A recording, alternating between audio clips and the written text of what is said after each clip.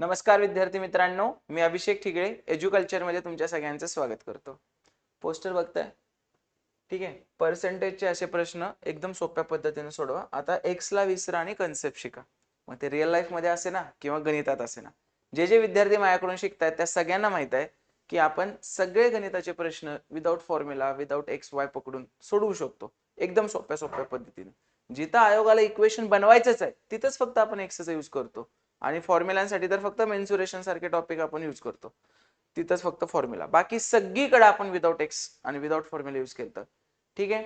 तर त्याच पद्धतीनं पर्सेंटेजचे रिसेंट मध्ये एक चांगले प्रश्न विचारतायत, आधी पण विचारलेले आहेत. तर असे 3 प्रश्न आपण घेऊन आलोय की ते एक्स न भयंकर वेळ लागतो, किचकट होतं, आणि जी माझी रेशोची पद्धत आहे त्यानं किती सोप्या पद्धतीनं होऊ शकतं हे बघा.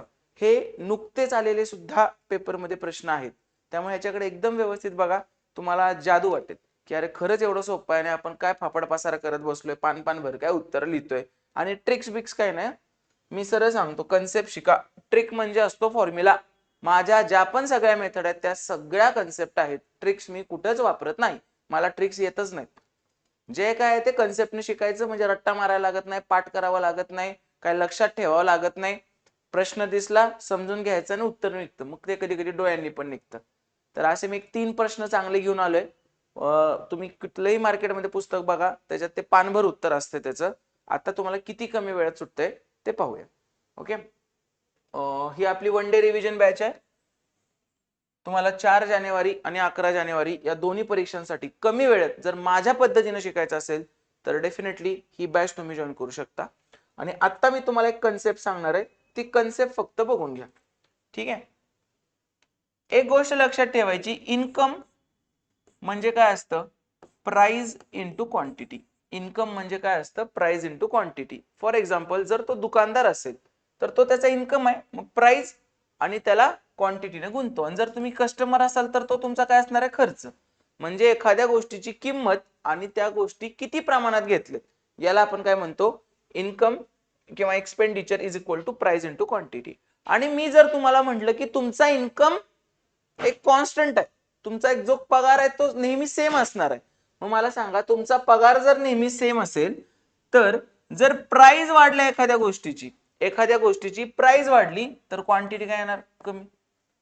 वस्तूंचे दर वाढले तर आपण कमी गोष्टी खरेदी करतो ना, कमी घेतो गोष्टी. वस्तूंचे दर कमी झाले तर आपण जास्त घेतो गोष्टी. कळतंय? ऑफर मध्ये आपण जास्त खरेदी करतो, आणि जेव्हा प्राइस वाढलेली असते, महागाई वाढलेली असते, तेव्हा आपण कमी खरेदी करतो, काटकसर करतो. म्हणजे किंमत वाढली तर क्वांटिटी कमी करायला लागेल. कधी? जर तुमचं इन्कम आणि एक्सपेंडिचर काय असेल तर कॉन्स्टंट असेल. तुम्ही गिरायक असाल तर एक्सपेंडिचर, दुकानदार असाल तर तो तुमचा खर्च. आणि जर तुमची प्राइस कमी झाली तर तुमचं क्वांटिटी काय होते? वाढते. मग याच्यावरून मी तुम्हाला काय सांगितलंय, जेव्हा कधी पण असं असतं तेव्हा आपण काय म्हणतो? आपल्या प्राइस आणि क्वांटिटी काय आहेत रे? इनव्हर्सली प्रोपोर्शनल आहेत. प्राइस आणि क्वांटिटी इनव्हर्सली प्रोपोर्शनल आहेत. मग अख्ख्या गणितात जेव्हा पण कधी पण 2 एंटिटी इनव्हर्सली प्रोपोर्शनल असतात तेव्हा आपण काय करू शकतो? त्यांचे रेशो काय करायचे? उलटे. इनव्हर्सली म्हणजेच उलटे करायचे.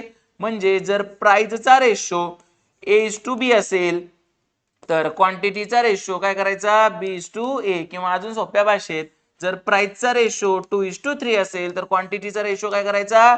3:2. कळलं का? सगळ्यांना समजलं? कधी? जेव्हा पण 2 एंटिटी इनव्हर्सली प्रोपोर्शनल असतात तेव्हा हे सगळीकडे लागू होतं. वर्क टाइम मध्ये पण इफिशियन्सी आणि टाइम इनव्हर्सली प्रोपोर्शनल आहे. जेवढं जास्त स्पीड असेल तेवढा कमी वेळ लागेल, बरोबर? मग तिथं पण इफिशियन्सी आणि टाइम काय? Inversely proportional. परत स्पीड टाइम डिस्टन्स मध्ये पण स्पीड आणि टाइम इनव्हर्सली प्रोपोर्शनल आहे. म्हणजे स्पीडचा जो रेशो आहे त्याचा उलटा कोणाचा रेशो असतो? टाइमचा रेशो. कधी? डिस्टन्स कॉन्स्टंट असेल तर. वर्क टाइम मध्ये टोटल वर्क कॉन्स्टंट असतं, बरोबर? तुम्हाला आता फक्त एवढंच लक्षात ठेवायचं आहे, कोणत्या पण 2 एंटिटी जेव्हा इनव्हर्सली प्रोपोर्शनल असतात, तेव्हा त्यांचे रेशो काय होतात? तेव्हा त्यांचे रेशो उलटे होतात. जर प्राइसचा रेशो 2:3 असेल तर क्वांटिटीचा रेशो काय होतो? 3:2. ही सांगितली मी कन्सेप्ट. ही मी तुम्हाला काय सांगितली? कन्सेप्ट. आता आपण ह्याच्यावरून प्रश्नांकडे जाऊ. बघा, पहिला प्रश्न आहे, काय म्हणतोय? साखरेच्या किमतीत, कंबाईन सी प्रिलिम्सला आलेला प्रश्न आहे हा. साखरेच्या किमतीत 20% कपात केली तर खरेदीदारास 160 किमतीमध्ये 2.5 केजी जास्त साखर मिळू शकते, तर प्रति केजी असलेली साखरेची मूळ किंमत काय? मग तुम्ही ती पहिली किंमत एक्स पकडता आणि मग काय काय काय काय करत बसता, अख्खं पान भरतंय. मी काय ती मेथड समजावून पण नाही सांगणार आणि दाखवणार पण नाही, तुम्हाला माहित आहे. त्यानंच केलं नाही तर हा प्रश्न डायरेक्ट तुम्ही स्किपच करताय.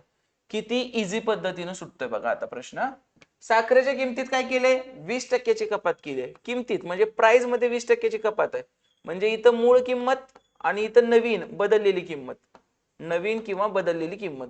20% कपात, सुरुवातीला किती पकडायचं असतंय, 100. 20% कपात केली म्हणजे आता किती झाली किंमत, 80. पटलं इथपर्यंत सगळ्यांना? आता मग प्राइसचा रेशो 100:80 झाला तर क्वांटिटीचा रेशो काय होणार, 80:100.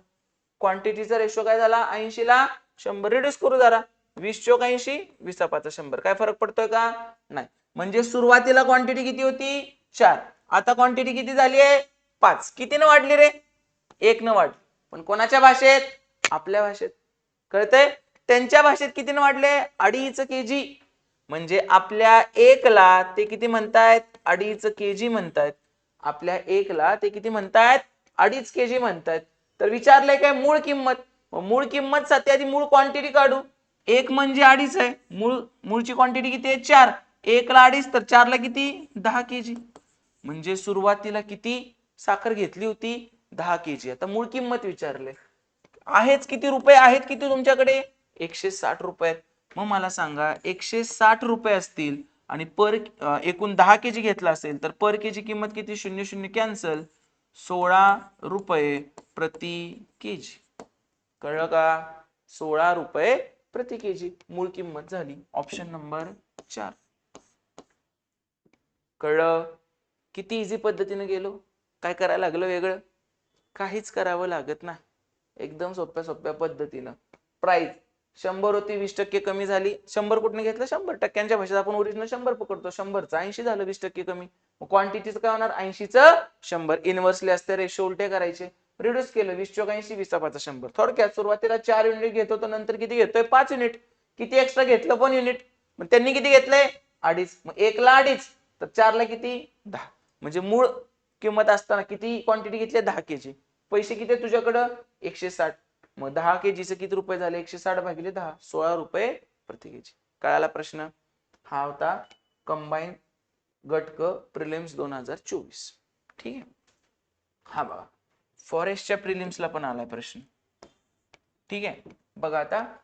आणि हे आधी झालेलं आहे, आता त्याच्यासारखंच आहे प्रश्न, उलट त्यापेक्षा अवघड आहे.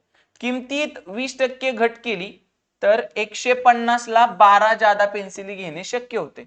तर 16 पेन्सिलीची घट करण्यापूर्वीची किंमत विचारली. घट करण्यापूर्वीची किंमत 16 पेन्सिलीची त्यांनी तुम्हाला विचारलेली आहे. सेम करायचं, काहीही चेंज करायचा नाही. 20% घट केली म्हणजे प्राइस विषयी बोललं झालंय. आधी किती होती, 100, आता किती झाली, 80. मग क्वांटिटीचं काय होणार, 80 च किती होणार, 100. 20×80, 20×100. 4:5 रेशो आला. किती एक्स्ट्रा घेतले रे क्वांटिटी, म्हणजे किती एक्स्ट्रा पेन्सिल घेतले, 1. कोणाच्या भाषेत, आपल्या. पण त्यांनी किती घेतलेत, 12 जादा घेतलेत. म्हणजे आपल्या 1ला किती म्हणतायत ते, 12. ओरिजिनल विचारले ना, 16 पेन्सिलीची घट करण्यापूर्वीची, तर ओरिजिनल क्वांटिटी किती घेतली, 1ला 12 आहे तर 4ला किती, 48.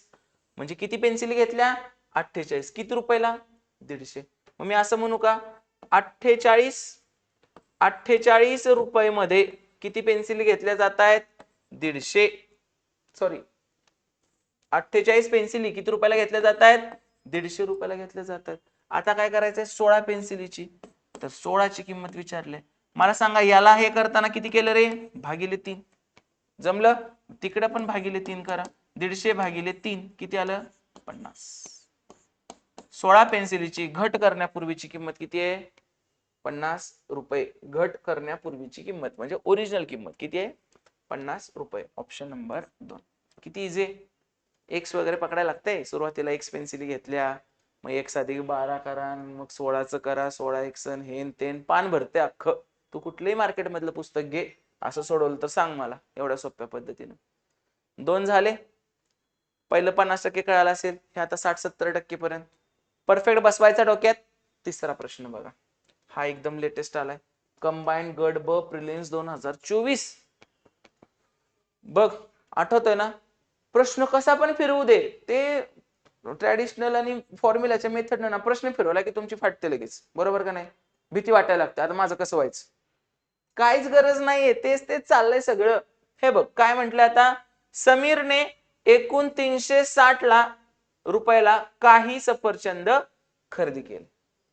जर त्याला प्रत्येक सफरचंदावर ₹3 ची सूट मिळाली असती, कितीची सूट मिळाली आहे? 3 ची, तर तो 25% अधिक सफरचंद, आता इथं क्वांटिटी सोबत खेळले, 25% अधिक सफरचंद खरेदी करू शकला असता.